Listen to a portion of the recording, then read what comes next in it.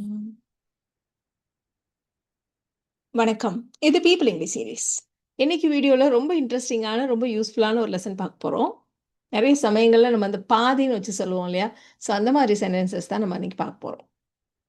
So பாதி உயரம் வரை ஏறுனான், பாதி தூரம் நீந்தினான், இந்த மாரி சென்டென்சஸ்.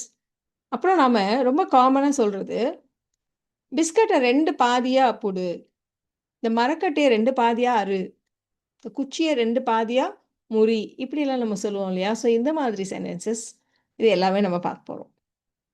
அதே மாதிரி படிக்கட்டுல மேல ஏறுறப்போ பாதி வழியில அவன் கீழ விழுந்துட்டான். பாதியில அவன் கீழ விழுந்துட்டான். கீழ இறங்குறப்ப பாதியில விழுந்துட்டான். ஸோ இதெல்லாம் நம்ம எப்படி சொல்றது இங்கிலீஷ்ல? ரொம்ப சிம்பிளா சொல்லலாம். ஸோ அதெல்லாம் நம்ம இன்னைக்கு பார்க்கலாம்.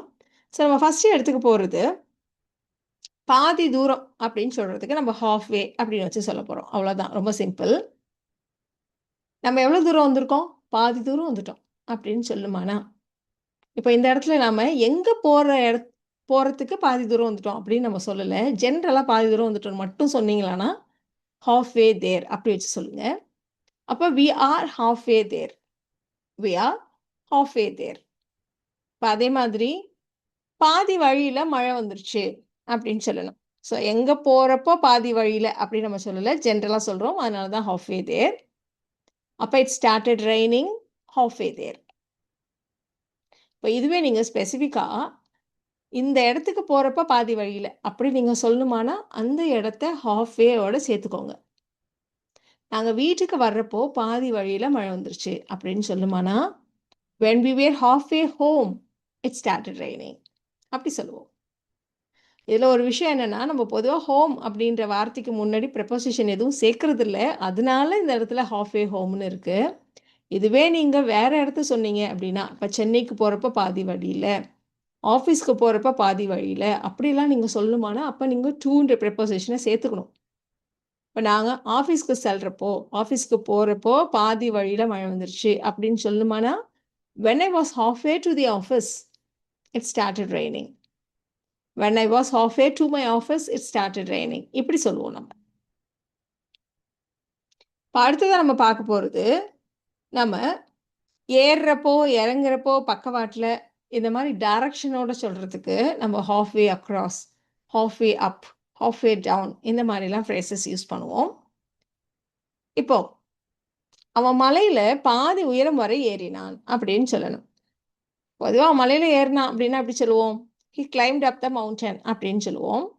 இப்போ மலையில ஏறுறதுன்னா பாதி உயரம் வரைக்கும் தான் ஏறினான் அப்படின்னு சொல்றதுனால இந்த அப்க்கு முன்னாடி ஒரு ஹாஃப் வேவை சேர்த்துக்கோங்க. அப்ப he climbed halfway up the mountain. He climbed halfway up the mountain.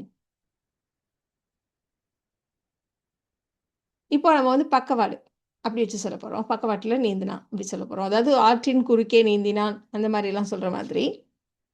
அவன் நீச்சல் குளத்தின் பாதி தூரம் வரை நீந்திவிட்டு திரும்பினான் அப்படின்னு சொல்லணும். ஜெனரலா எப்படி சொல்லலாம்? அவன் நீச்சல் குளத்தில் நீந்தினான்னா, he swam across the pool அப்படி சொல்லுவோம். இல்ல பாதி தூரம் தான் அப்படின்றதுனால நம்ம half way சேர்த்துக்கிறோம். அப்ப he swam halfway across the pool and returned. இப்போ இந்த சென்டென்ஸ் பாருங்களேன். இது ரொம்பவே இன்ட்ரெஸ்டிங்கான ஒரு சென்டென்ஸ். அவன் படிக்கட்டுல மேல ஏறிட்டு இருக்கப்போ, பாதியில அவன் விழுந்துட்டான் அப்படின்னு சொல்லணும். இது ரொம்ப சிம்பிளா, he fell halfway up the stairs அப்படி சொன்னா போதும். He fell halfway up the stairs அப்படி சொன்னா போதும். இதுல மேல ஏறிட்டு இருக்கப்போ அப்படின்றது இந்த அப்புன்ற வார்த்தையிலே வந்துடும். இப்போ இதே சென்டென்ஸ கொஞ்சம் மாத்தலாம். அவன் படிக்கட்டுல கீழ இறங்கிட்டு இருக்கப்போ பாதியிலே விழுந்துட்டான். அப்படி சொல்லணும். அப்போ எத மாத்தினா போதும்? இந்த அப்புன்ற வார்த்தைய டவுன் மட்டும் மாத்துங்க போதும். அப்ப he fell halfway down the stairs அப்படி சொன்னா போதும். ஏறிட்டு இருந்தான், இறங்கிட்டு இருக்கான் அப்படின்றதெல்லாம் இந்த வார்த்தையிலேயே வந்துடும். ஏறிட்டு இருந்தான்னா இந்த இடத்துல அப், இறங்கிட்டு இருந்தான் அப்படின்னா டவுன் அவ்வளோதான். இப்ப இதே மாதிரி வச்சு இன்னொரு சென்டென்ஸ் கூட சொல்லலாம் பாருங்களேன். லிஃப்ட் பாதி கீழ வர்ற வழியில நின்னுடுச்சு அப்படின்னு சொல்லணும். ஸோ அவங்கள பொறுத்த வரைக்கும் லிஃப்ட்ன்ற வார்த்தை யூஸ் பண்ண மாட்டாங்க. எலிவேட்டர்ன்னு தான் சொல்லுவாங்க. அப்ப தி எலிவேட்டர் ஸ்டாப்ட்.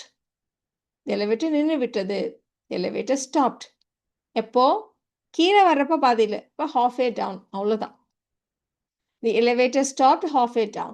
சிம்பிள். சரி. இப்ப அடுத்து நம்ம பார்க்க போறது, நாம பெரும்பாலும் தமிழ்ல சொல்ற மாதிரியான ஒரு ஃப்ரேஸ். அவன் பாதி நாளு நம்ம சொல்றதையே கேட்க மாட்டான். அவன் பாதி நாளு காலை சாப்பாடே சாப்பிட மாட்டான். ஸோ இந்த மாதிரி சொல்றதுக்கு தான் நம்ம ஹால்ஃப் த டைம் அப்படின்ற ஃப்ரேஸ யூஸ் பண்ணுவோம். So half of the time, most of the time அப்படிலாம் வேண்டாம். ஹால்ஃப் த டைம் ரொம்ப காமன். இதுக்கு அர்த்தம் வந்து பெரும்பாலான நாளு, பெரும்பாலான நேரம் அந்த மாரி சொல்றது தான்.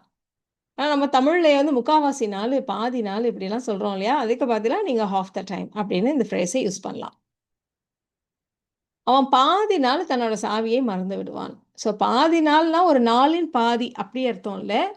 பெரும்பாலான நாட்கள் அதுதான் நம்ம வந்து பாதி நாள், முக்காவாசி நாள் அப்படின்னு நம்ம தமிழ்ல சொல்லுவோம் இல்லையா? அதுக்கு பதிலா நீங்க ஹால்ஃப் த டைம்ன்னு போட்டுக்கோங்க. So half the time he forgets his keys. இது வந்து பெரும்பாலும் அப்படித்தான், எப்பவும் அப்படித்தான். ஜென்ரல் அப்படின்றதுனால தான் நம்ம simple present tense. Half the time he forgets his keys. இதே மாதிரி தான். அவ பெரும்பாலான நாள் நம்ம சொல்றதையே கேட்கவே மாட்டா.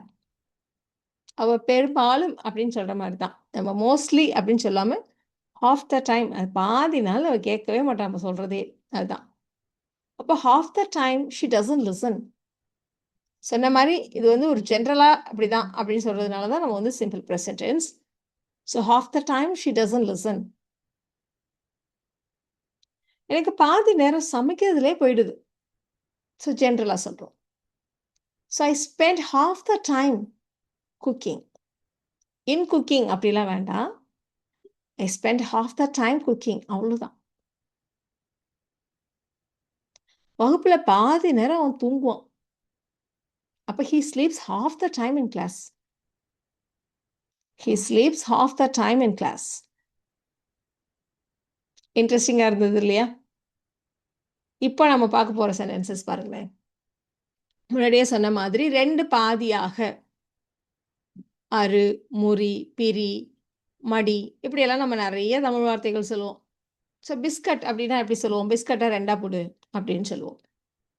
அப்ப split the biscuit in half அவ்வளோதான். இது எல்லாத்துக்கும் இன் ஹால்ஃப் அப்படி சொல்ல வேண்டியதுதான். Split the biscuit in half. இந்த குச்சிய 2ஆ முறி. முறிக்கிறதுனா என்னது? உடைக்கிறது. Break. Break the stick in half. மரக்கட்டைய 2ஆ அறு. 2 பாதியா அறு. கட் பண்ணு. ஸோ இந்த இடத்துல கட் பண்றதுக்கு பதிலா நம்ம வந்து மரக்கட்டைய எப்படி அறுப்போம்? ரம்பம் வச்சு. சா.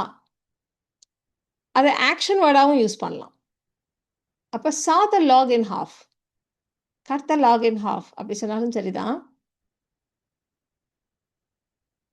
காகிதத்த 2ஆ கிழி. 2 பாதியா கிழி. அப்ப tear the paper in half. காகிதத்தை 2ஆ மடினா? Fold the paper in half. சரி. இப்போ இந்த சென்டென்சஸ நீங்க ட்ரை பண்ணி பாருங்க. அவன் பாதி நாள் முயற்சியே பண்றதில்ல. தண்ணீர் சவுத்துல பாதி உயரம் வரைக்கும் வந்துருச்சு. துணிய பாதியா மடி. இல்ல 2ஆ மடி. இதெல்லாம் நீங்க ட்ரை பண்ணுங்க. உங்களுக்கான ஆன்சர்ஸ அடுத்த ஸ்லைட்லயே செக் பண்ணிக்கலாம். உங்களுக்கான ஆன்சர்ஸ் பார்த்துடலாமா? ஸோ அவன் பாதி நாள் முயற்சியே செய்றதில்ல. அப்ப half the time he doesn't even try. Half the time he doesn't even try. தண்ணி சவுத்துல பாதி உயரம் வரைக்கும். அப்ப மேல இல்லையா? அப்ப த வாட்டர் கேம் அப் அப்படின்னு சொல்ற மாதிரி இந்த இடத்துல the water came halfway up the wall அப்படி சொல்றோம். ஸோ இந்த கேம் அப்புக்கு நடுவுல halfway கொண்டு வந்துருங்க. The water came halfway up the wall. துணிய 2 பாதியா மடி, இல்ல 2ஆ மடி அப்படி சொல்றதுக்கு fold the cloth in half. So இந்த வீடியோல நாம பார்த்த இந்த ஃப்ரேசஸ் உங்களுக்கு ரொம்பவே யூஸ்ஃபுல்லா இருக்கும்னு நினைக்கிறேன். Thank you so much.